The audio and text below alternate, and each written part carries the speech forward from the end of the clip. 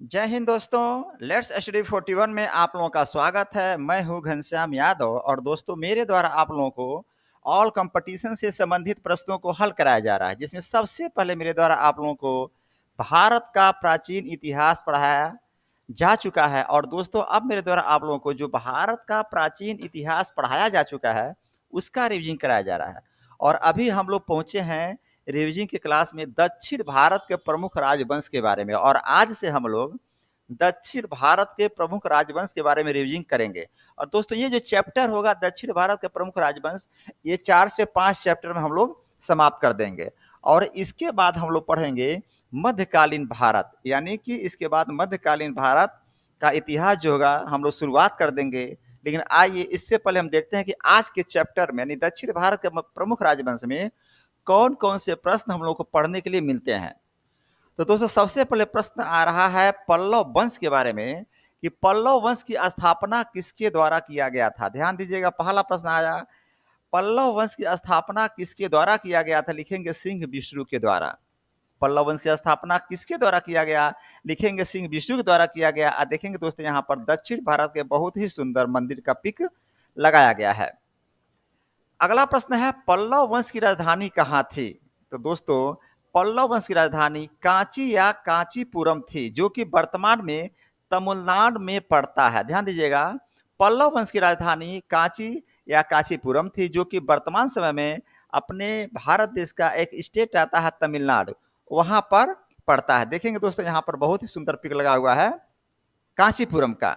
अगला प्रश्न बना पल्लव वंश की राजभाषा क्या थी। उत्तर देखेंगे पल्लव वंश की राजभाषा संस्कृत हुआ करती थी। देखेंगे यहाँ पर एक संस्कृत का पुस्तक है, उसका पिक लगा हुआ है और प्रश्न बन रहा है पल्लव वंश की राजभाषा क्या थी। उत्तर लिखेंगे संस्कृत।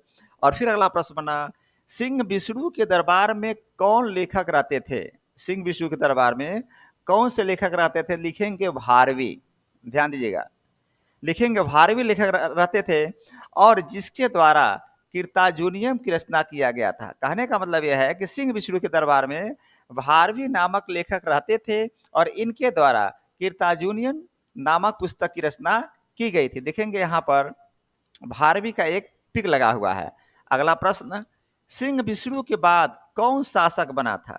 सिंह विष्णु के बाद कौन शासक बना था। लिखेंगे सिंह विष्णु के बाद उसका पुत्र महेंद्र वर्मन प्रथम शासक बन गया था। और महेंद्र वर्मन एक महान कवि एवं संगीतज्ञ भी था। ध्यान दीजिएगा, यह भी पूछा जा सकता है कि महेंद्र वर्मन क्या था। तो लिखेंगे महान महेंद्र वर्मन एक महान कवि एवं संगीतज्ञ भी था। तो प्रश्न आ रहा है यहाँ पर सिंह विष्णु के बाद कौन शासक बना। लिखेंगे उसका पुत्र महेंद्र वर्मन प्रथम शासक बना था। और दोस्तों महेंद्र वर्मन प्रथम एक महान कवि एवं संगीतज्ञ भी हुआ करते थे। देखेंगे ये है महेंद्र वर्मन प्रथम। अगला प्रश्न है मत विलास प्रसन्न की रचना किसके द्वारा किया गया था। लिखेंगे महेंद्र वर्मन प्रथम के द्वारा किया गया था। मत विलास प्रहसन की रचना किसके द्वारा किया गया। लिखेंगे महेंद्र वर्मन प्रथम के द्वारा किया गया। और फिर अगला प्रश्न बना महेंद्र वर्मन प्रथम किसके अनुयायी थे। तो दोस्तों लिखेंगे सबसे पहले वे जैन धर्म के अनुयायी थे। ध्यान दीजिएगा, महेंद्र वर्मन सबसे पहले जैन धर्म के अनुयायी थे, लेकिन बाद में तमिल संत अपर के प्रभाव में आकर के शैव धर्म को अपना लिए थे। देखेंगे यहाँ पर जैन धर्म का पिक लगा हुआ है और दोस्तों ये शैव धर्म का पिक लगा हुआ। प्रश्न आएगा महेंद्र वर्मन प्रथम किसके अनुयायी थे। लिखेंगे सबसे पहले वे जैन धर्म के अनुयायी थे, फिर बाद में तमिल संत अपर के प्रभाव में आकर के वो शैव धर्म को अपना लिए थे। अगला प्रश्न बना पूरे पल्लव वंश में सबसे शक्तिशाली शासक कौन था। तो लिखेंगे नरसिंह वर्मन प्रथम। देखेंगे इनका पिक लगा हुआ है। पूरे पल्लव वंश में शक्तिशाली शासक सबसे शक्तिशाली शासक कौन था। लिखेंगे नरसिंह वर्मन प्रथम। और फिर अगला प्रश्न बना दोस्तों महाबलीपुरम के एकाश मंदिर का निर्माण किसके द्वारा करवाया गया था। लिखेंगे महाबलीपुरम के एकाश मंदिर का निर्माण पल्लव राजा नरसिंह वर्मन प्रथम के द्वारा करवाया गया।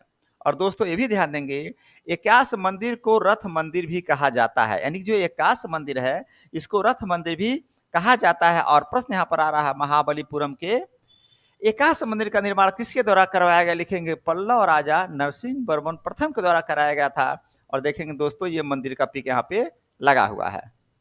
अगला प्रश्न बना वातापी कोंड व महामल्ल की उपाधि किसने धारण किया था? लिखेंगे नरसिंह वर्मन प्रथम के द्वारा। देखिए, ये नरसिंह वर्मन प्रथम है, इनके द्वारा वातापी कुंड व महामल्ल की उपाधि धारण की गई थी। और फिर अगला प्रश्न बना, परमेश्वर वर्मन प्रथम किस धर्म के अनुयायी थे? लिखेंगे शैव धर्म के अनुयायी थे।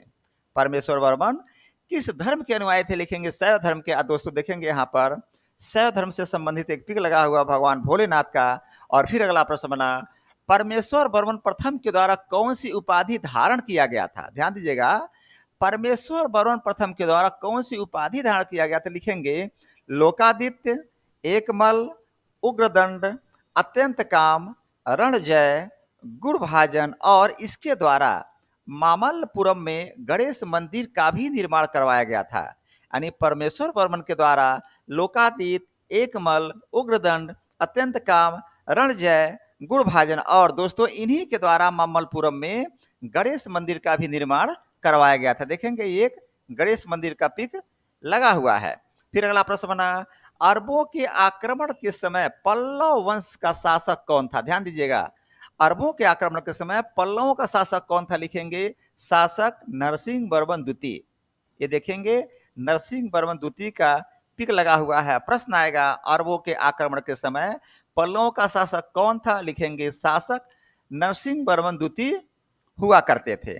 और फिर अगला प्रश्न बना, कांची के कैलाश मंदिर का निर्माण किसने करवाया था? प्रश्न आएगा, कांची के कैलाश मंदिर का निर्माण किसने करवाया था? उत्तर लिखेंगे नरसिंह वर्मन द्वितीय के द्वारा करवाया गया था, और जिसे राज सिद्धेश्वर मंदिर भी कहा जाता है। इसी मंदिर निर्माण से स्थापत्य कला की शुरुआत भी दोस्तों हो गई थी। यानी कि कांचीपुरम जो कैलाश मंदिर है, इसका निर्माण नरसिंह वर्मन द्वितीय करवा रहे हैं, जिसे राज सिद्धेश्वर मंदिर भी कहा जाता है। और दोस्तों इसी मंदिर निर्माण के साथ साथ द्रविड़ स्थापत्य कला की शुरुआत हो गई थी। देखेंगे दोस्तों, ये है कांची कैलाश का मंदिर। कांची के कैलाश मंदिर का ये आपके सामने एक पिक लगा हुआ है। फिर अगला प्रश्न बना, महाबलीपुरम में सौर मंदिर का निर्माण किसने करवाया था? देखेंगे महाबलीपुरम में सौर मंदिर का निर्माण किसने करवाया था? लिखेंगे नरसिंह वर्मन द्वितीय। देखेंगे दोस्तों, थोड़ा सा मिस्टेक हो गया है, ये है नरसिंह। महाबलीपुरम में सौर मंदिर का निर्माण नरसिंह वर्मन द्वितीय के द्वारा करवाया गया था। देखेंगे ये मंदिर का पिक लगा हुआ है। और फिर अगला प्रश्न आया, मुक्तेश्वर मंदिर का निर्माण किसने करवाया था? लिखेंगे नंदी वर्मन द्वितीय के द्वारा करवाया गया था। मुक्तेश्वर मंदिर का निर्माण किसके द्वारा करवाया गया? लिखेंगे नंदी वर्मन द्वितीय के द्वारा करवाया गया था। देखेंगे ये दोस्तों, मुक्तेश्वर मंदिर का पिक लगा हुआ है। और फिर अगला प्रश्न बना, बैकुंठ पेरूमाला मंदिर का निर्माण किसके द्वारा करवाया गया? लिखेंगे नंदी वर्मन द्वितीय के द्वारा करवाया गया।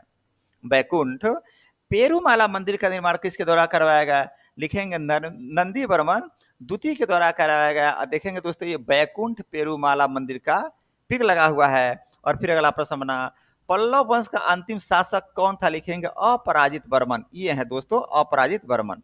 पल्लव वंश का अंतिम शासक कौन था? लिखेंगे अपराजित वर्मन। और फिर अगला प्रश्न बना, चोल वंश से चोल वंश के संस्थापक कौन थे? लिखेंगे विजयालय। आप यहाँ पर देखेंगे ये प्रश्न पहले भी आ चुका है, एक बार आप पढ़े होंगे। चोल वंश के संस्थापक कौन? लिखेंगे विजयालय। यहाँ पर पिक लगा हुआ है इनका। और दोस्तों अगला प्रश्न अपना, चोल की राजधानी क्या थी? यानी चोल वंश की राजधानी कहाँ थी? तो लिखेंगे तंजा या तंजौर या तंजावुर। ये तीनों बात एक है। हुई चोल वंश की राजधानी कहाँ थी? लिखेंगे तंजाय, जिसको तंजौर या तंजावुर भी कहते थे। और दोस्तों अगला प्रश्न आया, कौन सा चोल शासक श्रीलंका पर आक्रमण किया था? ध्यान दीजिएगा, वह कौन सा चोल शासक था जिसके द्वारा श्रीलंका पर आक्रमण किया गया था? लिखेंगे राजराज प्रथम। ये देखेंगे राजराज प्रथम का पिक लगा हुआ है। और अगला प्रश्न बना, किसके शासन काल में राष्ट्रकूट शासक कृष्ण तृतीय ने आक्रमण किया था? तो लिखेंगे प्रांतक प्रथम के शासन काल में। प्रांतक प्रथम के शासन काल में राष्ट्रकूट शासक कृष्ण तृतीय ने आक्रमण किया था। अगला प्रश्न, तक्कोलम का युद्ध किसे कहा जाता है? तो दोस्तों लिखेंगे प्रांतक प्रथम के शासन काल में राष्ट्रकूट शासक कृष्ण तृतीय के द्वारा आक्रमण किया गया था। इसी युद्ध को तक्कोलम का युद्ध कहा जाता है। और दोस्तों इस युद्ध में चोलों की बुरी तरह से हार हो गई थी। अगला प्रश्न, राजराज प्रथम किस धर्म के अनुयायी थे? लिखेंगे राजराज प्रथम शैव धर्म के अनुयायी थे। और दोस्तों इन्हीं के द्वारा तंजौर में राज राजेश्वर का जो शिव मंदिर था बनवाया गया था। प्रश्न आएगा, राजराज प्रथम किस धर्म के अनुयायी थे? लिखेंगे शैव धर्म के अनुयायी थे। और इन्हीं के द्वारा और इन्हीं के द्वारा तंजौर में राज राजेश्वर का शिव मंदिर बनवाया गया था। तो दोस्तों आज का रिवीजन का चैप्टर दक्षिण भारत के प्रमुख राजवंश भाग 1 का यहीं पर समाप्त होता है। देखिए एक बात मैं भूल गया, आज के चैप्टर में यानी हर चैप्टर में मैं आपको बताता हूं कि इसमें आप डिस्क्रिप्शन में जाएंगे, एक लिंक मिलेगा, लिंक पर क्लिक करेंगे और पूरी जानकारी दक्षिण भारत के प्रमुख राजवंश के बारे में आपको वहां मिल जाएगी। तो दोस्तों यहीं पर आज का चैप्टर समाप्त होता है। जय हिंद, जय भारत।